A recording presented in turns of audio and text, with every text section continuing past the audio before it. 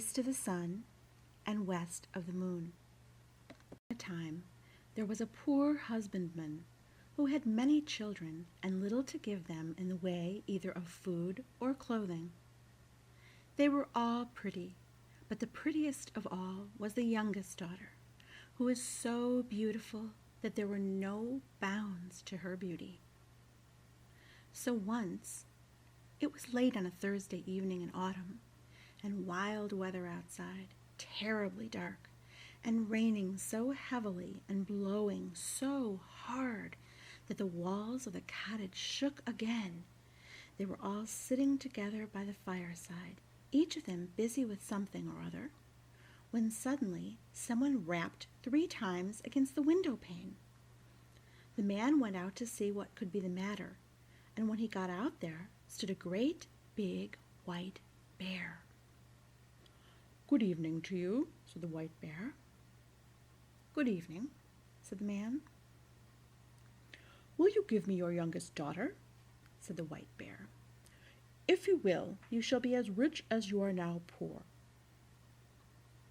Truly, the man would have had no objection to be rich, but he thought to himself, "I must first ask my daughter about this." So he went in and told them that there was a great white bear outside, who had faithfully promised to make them all rich if he might but have the youngest daughter.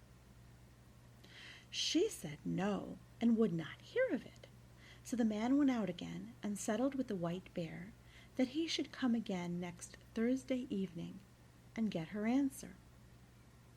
Then the man persuaded her and talked so much to her about the wealth that they would have and what a good thing it would be for herself, that at last she made up her mind to go, and washed and mended all her rags, made herself as smart as she could, and held herself in readiness to set out.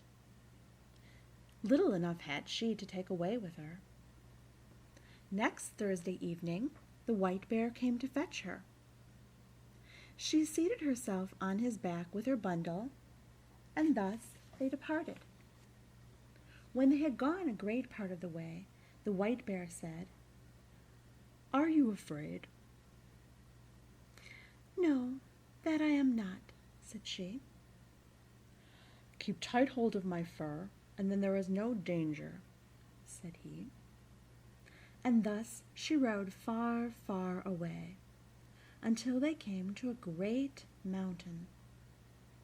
Then the white bear knocked on it, and a door opened, and they went into a castle where there were many brilliantly lighted rooms which shone with gold and silver.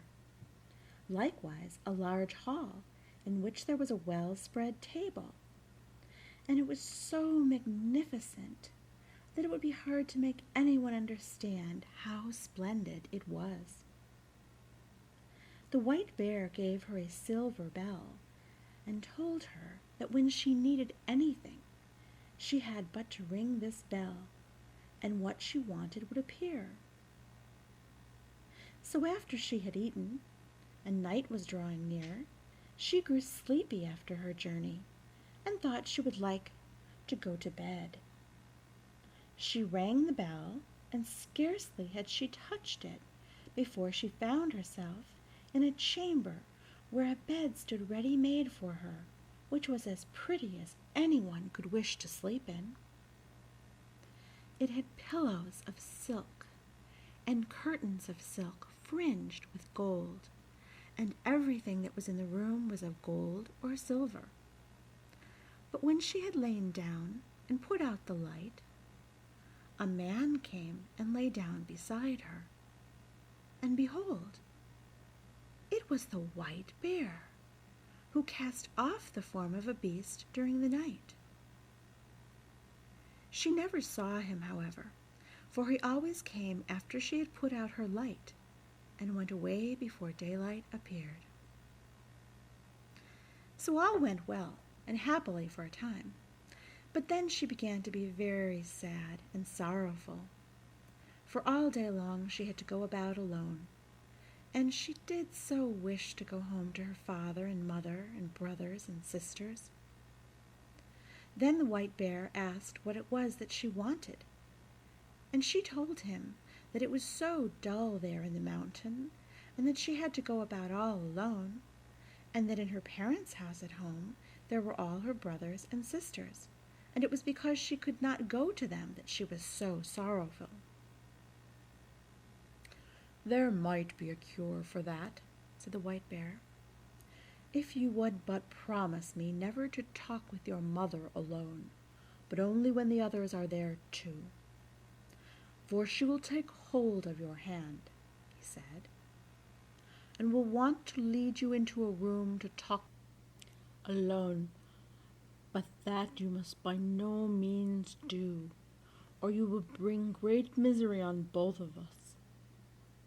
So one Sunday the white bear came and said that they could now set out to see her father and mother, and they journeyed thither, she sitting on his back, and they went a long, long way, and it took a long, long time, but at last they came to a large white farmhouse, and her brothers and sisters were running about outside it, playing, and it was so pretty that it was a pleasure to look at it.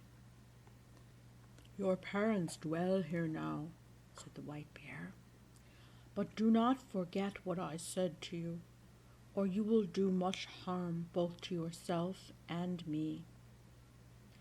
"No, indeed," said she, "I shall never forget." And as soon as she was at home, the white bear turned round and went back again. There were such rejoicings when she went in to her parents that it seemed as if they would never come to an end. Everyone thought he could never be sufficiently grateful to her for all she had done for them all. Now they had everything that they had wanted, and everything was as good as it could be.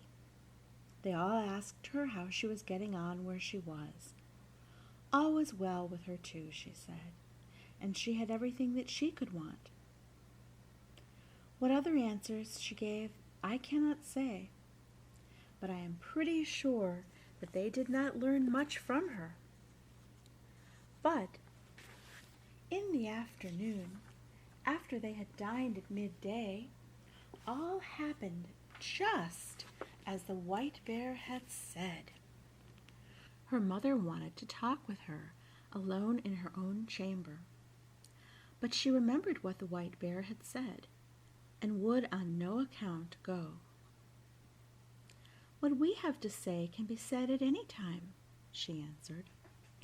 But somehow or other her mother at last persuaded her, and she was forced to tell the whole story.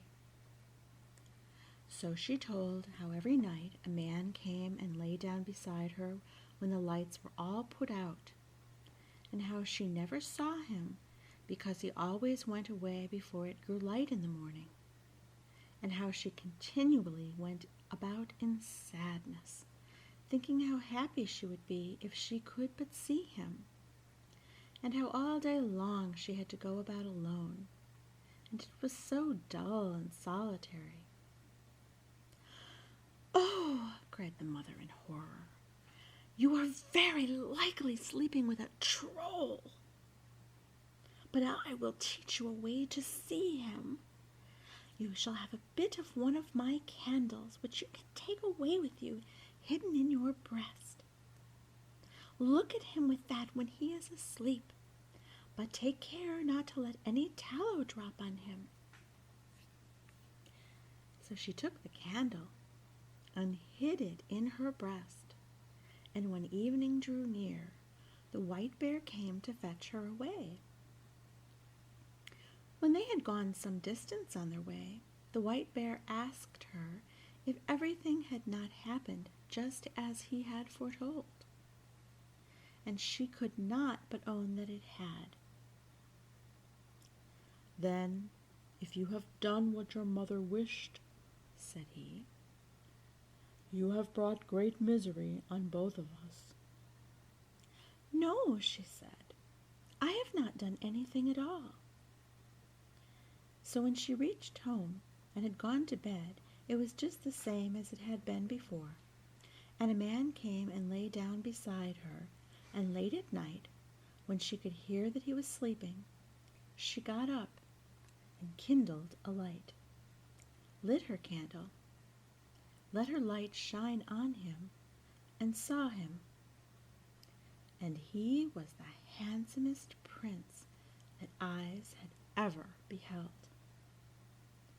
And she loved him so much that it seemed to her that she must die if she did not kiss him that very moment. So she did kiss him. But while she was doing it, she let 3 drops of hot tallow fall upon his shirt, and he awoke. "What have you done now?" said he. "You have brought misery on both of us. If you had but held out for the space of 1 year, I should have been free. I have a stepmother who has bewitched me, so that I am a white bear by day and a man by night. But now all is at an end between you and me, and I must leave you and go to her. She lives in a castle which lies east of the sun and west of the moon, and there too is a princess with a nose which is 3 ells long, and she now is the one whom I must marry." She wept and lamented, but all in vain, for go he must. Then she asked him if she could not go with him. But no, that could not be. "Can you tell me the way, then, and I will seek you, that I may surely be allowed to do?" "Yes, you may do that," said he, "but there is no way thither. It lies east of the sun and west of the moon, and never would you find your way there." When she awoke in the morning, both the prince and the castle were gone, and she was lying on a small green patch in the midst of a dark, thick wood. By her side lay the self-same bundle of rags which she had brought with her from her own home. So when she had rubbed the sleep out of her eyes and wept till she was weary, she set out on her way, and thus she walked for many and many a long day, until at last she came to a great mountain. Outside it an aged woman was sitting, playing with a golden apple. The girl asked her if she knew the way to the prince who lived with his stepmother in the castle which lay east of the sun and west of the moon, and who was to marry a princess with a nose which was 3 ells long. "How do you happen to know about him?" inquired the old woman.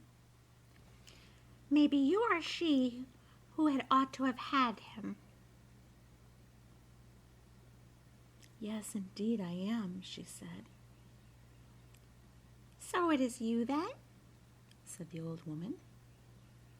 "I know nothing about him but that he dwells in a castle which is east of the sun and west of the moon. You will be a long time in getting to it, if ever you get to it at all. But you shall have the loan of my horse, and then you can ride on it to an old woman who is a neighbor of mine. Perhaps she can tell you about him. When you have got there, you must just strike the horse beneath the left ear and bid it go home again. But you may take the golden apple with you." So the girl seated herself on the horse and rode for a long, long way. And at last she came to the mountain where an aged woman was sitting outside with a gold carding comb. The girl asked her if she knew the way to the castle, which lay east of the sun and west of the moon. But she said what the first old woman had said.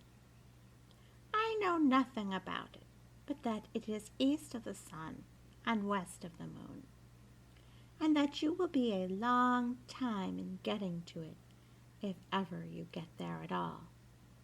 But you shall have the loan of my horse to an old woman who lives the nearest to me. Perhaps she may know where the castle is, and when you have got to her, you may just strike the horse beneath the left ear and bid it go home again." Then she gave her the gold carding comb, for it might, perhaps, be of use to her, she said. So the girl seated herself on the horse and rode a wearisome long way onwards again, and after a very long time she came to a great mountain where an aged woman was sitting, spinning at a golden spinning wheel. Of this woman, too, she inquired if she knew the way to the prince, and where to find the castle which lay east of the sun and west of the moon. But it was only the same thing once again. "Maybe it was you who should have had the prince," said the old. "Yes, indeed, I should have been the one," said the girl. But this old crone knew the way no better than the others. It was east of the sun and west of the moon, she knew that. "And you will be a long time in getting to it, if ever you get to it at all," she said. "But you may have the loan of my horse, and I think you had better ride to the east wind and ask him. Perhaps he may know where the castle is, and will blow you thither. But when you have got to him, you must just strike the horse beneath the left ear, and he will come home again." And then she gave her the golden spinning wheel, saying, "Perhaps you may find that you have a use for it."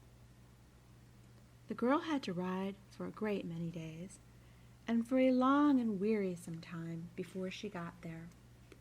But at last she did arrive, and then she asked the east wind if he could tell her the way to the prince who dwelt east of the sun and west of the moon. "Well," said the east wind, "I have heard tell of the prince and of his castle, but I do not know the way to it, for I have never blown so far. But if you like, I will go with you to my brother the west wind. He may know that, for he is much stronger than I am. You may sit on my back, and then I can carry you there." So she seated herself on his back, and they did go so swiftly. When they got there, the east wind went in and said that the girl whom he had brought was the one who ought to have had the prince up at the castle which lay east of the sun and west of the moon, and that now she was traveling about to find him again. So he had come there with her, and would like to hear if the west wind knew whereabouts the castle was. "No," said the west wind, "so far as that have I never blown. But if you like, I will go with you to the south wind, for he is much stronger than either of us, and he has roamed far and wide, and perhaps he can tell you what you want to know. You may seat yourself on my back, and then I will carry you to him."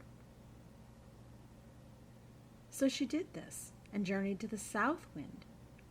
Neither was she very long on the way. When they had got there, the west wind asked him if he could tell her the way to the castle that lay east of the sun and west of the moon, for she was the girl who ought to marry the prince who lived there. "Oh, indeed," said the south wind. "Is that she? Well," said he, "I have wandered about a great deal in my time, and in all kinds of places, but I have never blown so far as that. If you like, however, I will go with you to my brother, the North Wind. He is the oldest and strongest of all of us, and if he does not know where it is, no one in the whole world will be able to tell you. You may sit upon my back, and then I will carry you there." So she seated herself on his back, and off he went from his house in great haste, and they were not long on the way. When they came near the North Wind's dwelling, he was so wild and frantic that they felt cold gusts a long while before they got there. "What do you want?" he roared out from afar, and they froze as they heard. Said the South Wind, "It is I, and this is she who should have had the prince who lives in the castle which lies east of the sun and west of the moon. And now she wishes to ask you if you have ever been there and can tell her the way, for she would gladly find him again." "Yes," said the North Wind, "I know where it is. I once blew an aspen leaf there, but I was so tired that for many days afterwards I was not able to blow at all. However, if you really are anxious to go there and are not afraid to go with me, I will take you on my back and try if I can blow you there." "Get there I must," said she, "and if there is any way of going, I will, and I have no fear, no matter how fast you go." "Very well, then," said the North Wind. "But you must sleep here tonight, for if we are ever to get there, we must have the day before us."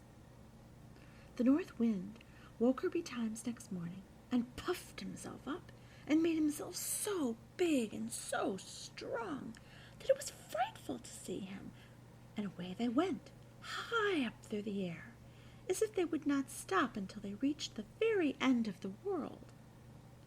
Down below there was such a storm.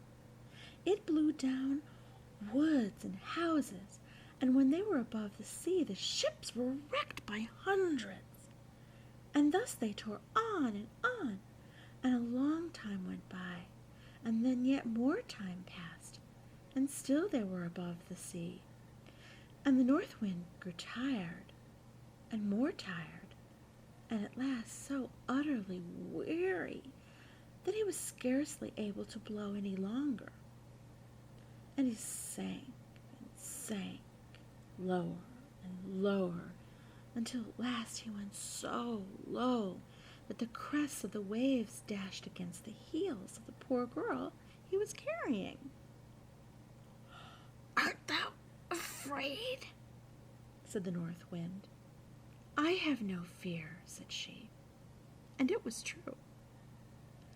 But they were not very, very far from land, and there was just enough strength left in the North Wind to enable him to throw her onto the shore, immediately under the windows of a castle which lay east of the sun and west of the moon.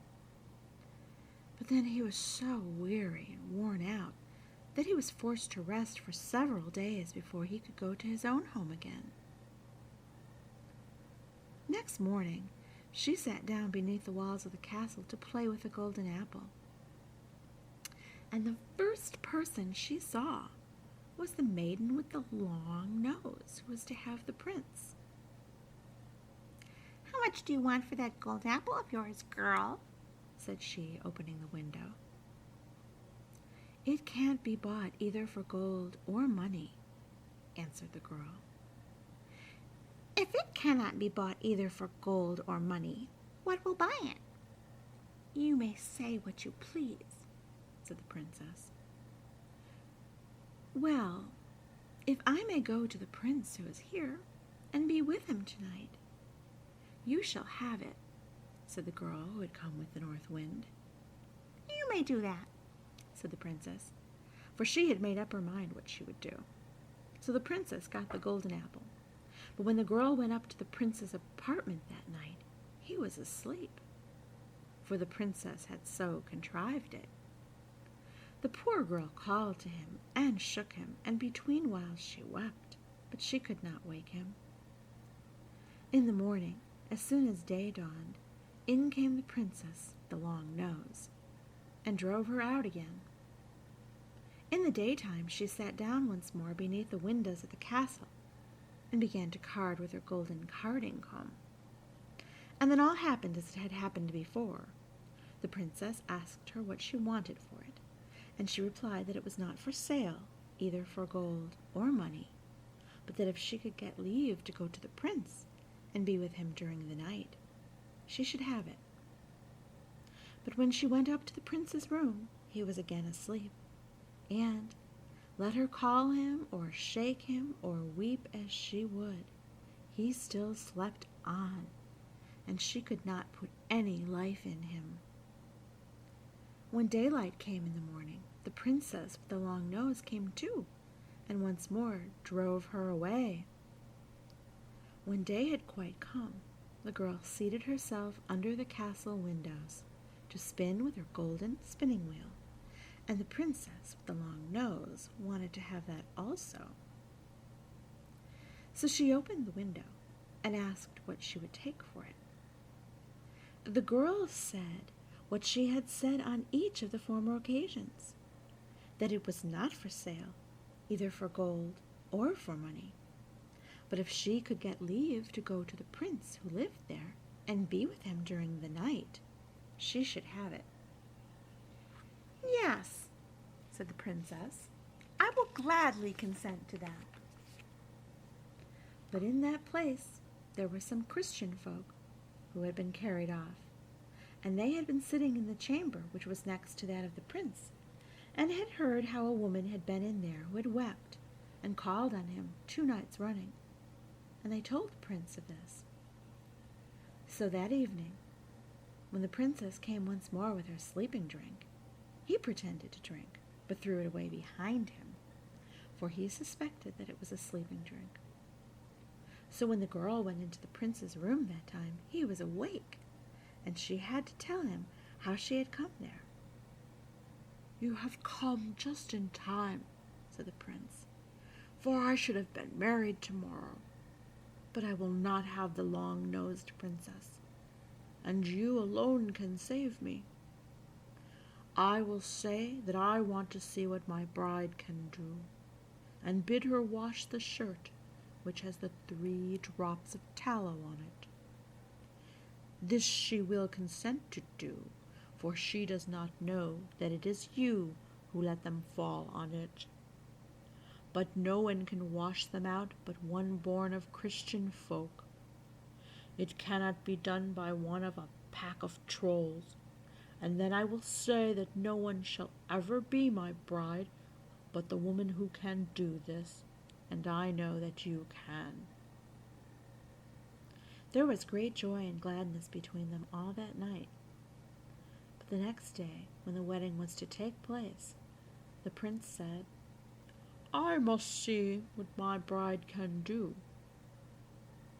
"That you may do," said the stepmother. "I have a fine shirt which I want to wear as my wedding shirt, but 3 drops of tallow have got upon it, which I want to have washed off, and I have vowed to marry no one but the woman who is able to do it. If she cannot do that, she is not worth having." Well, that was a very small matter, they thought, and agreed to do it. The princess with the long nose began to wash as well as she could. But the more she washed and rubbed, the larger the spots grew. "You can't wash it all," said the old troll hag who was her mother. "Give it to me." But she too had not had the shirt very long in her hands before it looked worse still, and the more she washed it and rubbed it, the larger and blacker grew the spots. So the other trolls had to come and wash, but the more they did, the blacker and uglier grew the shirt, until at length it was as black as if it had been up the chimney.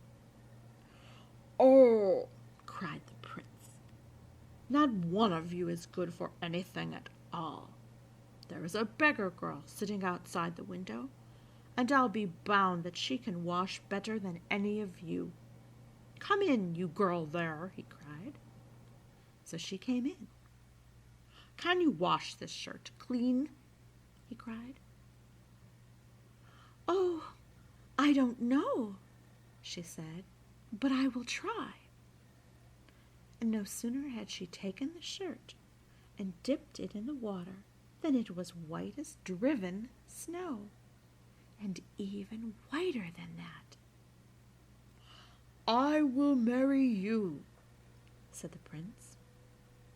Then the troll hag flew into such a rage that she burst, and the princess with the long nose and all the little trolls must have burst too, for they have never been heard of since. The prince and his bride set free all the Christian folk who were imprisoned there, and took away with them all the gold and silver that they could carry, and moved far away from the castle, which lay east of the sun and west of the moon.